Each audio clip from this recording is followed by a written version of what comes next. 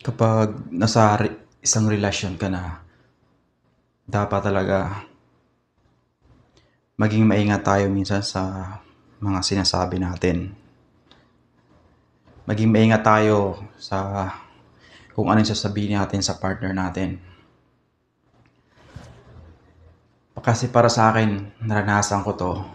Naging karanasan ko to. At hindi lang sa akin, alam kong marami rin sa mga kalalakihan yung naranasan yung ganito. Minsan kasi, kapag alam natin na yung tao ay mahal na mahal tayo, naging masyado tayong komportable.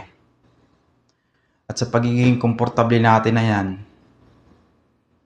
hindi tayo nagdadalawang isip at hindi tayo nagiging maingat minsan. Nagiging komportable tayo na kahit anong gawin natin sa partner natin, hindi tayo iiwan kasi nga naniniwala tayo sa kasabihan na kapag kayong babae, mahal ka.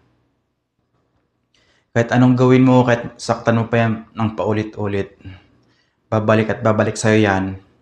At ikaw talaga yung pipiliin yan. Ikaw pa rin yung pipiliin kasi nga mahal ka. Isa yun sa mga pinapaniwalaan natin na kapag mahal tayo ng isang babae, kahit ano pang gawin natin dyan, kahit ilang beses tayo magkamali, kasi nga mahal nila tayo, tayo pa rin yung pipiliin nila, papatawarin tayo, uunawain tayo, iintindihin tayo, at hindi tayo iiwan. Kasi nga mahal tayo. Isa yan sa mga nagiging tumatak din sa utak ko na ganun, komportable ako kasi mahal ako ng partner ko. Pero wag tayo maging masyadong komportable kasi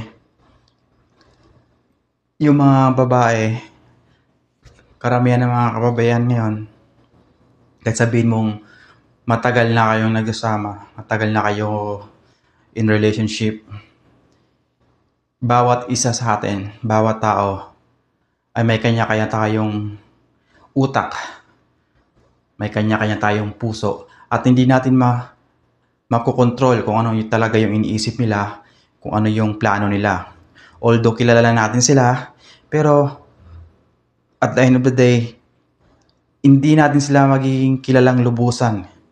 Kasi pagkatao nila yun eh. Meron talagang mga ugali pa, meron pa silang mga iniisip na talaga hindi natin mapipredict kung ano yung pwede nilang gawin. Baka sa pagiging komportable natin na hindi tayo iwan ng mga partner natin. No? So, I'm talking to guys, sa mga lalaki.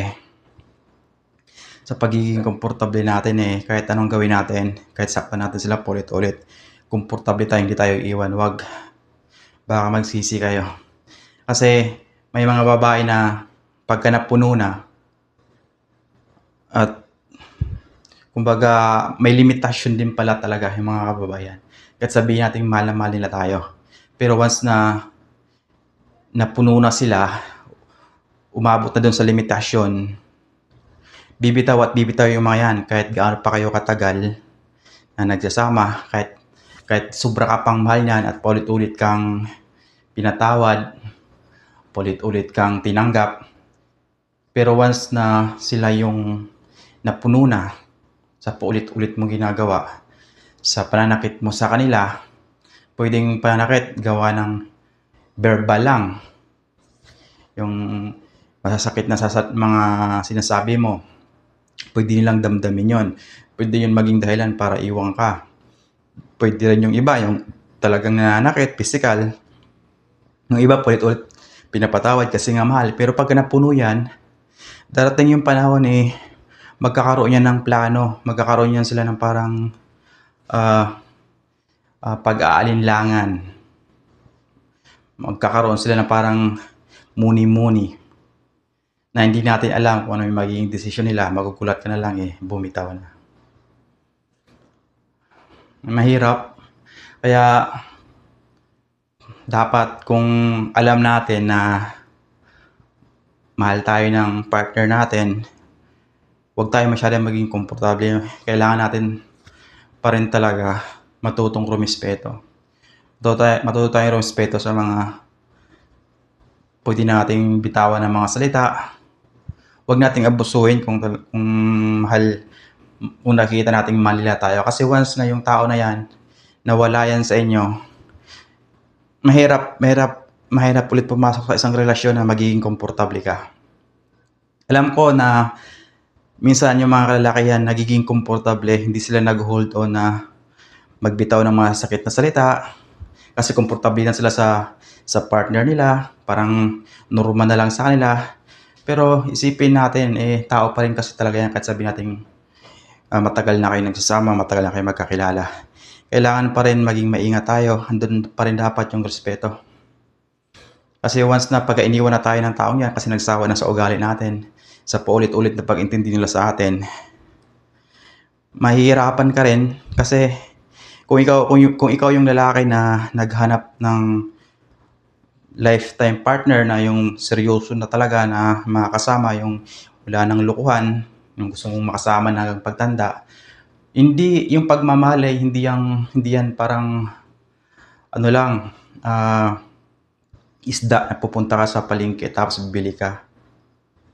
Anytime, meron kang pupulot dyan, may makikita. Walang ganon. Napakatagal sa isang relasyon, ma-build up yung trust, yung totoong pagmamahal. Naniniwala ako na matagal yan bago ma-build up. Kung na-build up nyo na yan, meron na kayong pagmamahalan, meron na kayong tiwala, dapat ingatan yun, huwag nating abusuhin. Kasi pagka yung tao na yan nawala, magsisisi ka, may stress ka, madidepress ka, maliban lang kung hindi mo siya mahal kaya ginaganon mo. Pero kung mahal mo tapos na-realize mo ay mahal mo pala yon, mahal mo pala talaga yung babae na yon, huli mo na na-realize na yung value niya, ikaw rin yung mahihirapan sa huli. Kaya kung meron kayong partner ngayon na alam niyo naman, nararamdaman niyo naman sa sarili niyo na mahal niyo, ingatan niyo. Kasi marami rin kasi sa kalalakihan yung andun yung pride minsan na kahit alam nila sa sarili nila na mahal talaga nila, hindi sila showy. Ayaw nila mag I love you, ayaw nila maglambing. May mga lalaki kasing ganon, and I'm one of them also, na parang gusto ko yung parang ayaw kong maging masyadong malambing na ganito na pinapakita ko talaga kasi baka isipin niya mahal na mahal ko siya, ganon. May mga ganong klaseng lalaki, pero deep inside alam nilang mahal nila. Yun nga lang, ayaw nilang ipakita masyado. So yung mga partner nilang minsan, isa pa yun, nagkakaroon din minsan ng misunderstanding, iniisip ng partner nilang babae na hindi naman talaga sila mahal kasi nga hindi sila showy. So para sa akin, kung mahal nyo lang din naman, huwag kayong mahiya na mag-effort kayo. Pakita nyo yung pagmamahal nyo sa partner nyo. Mas maganda na yung pinapakita mo kaysa sa nililihim mo pero mahal mo naman pala. Yun lang.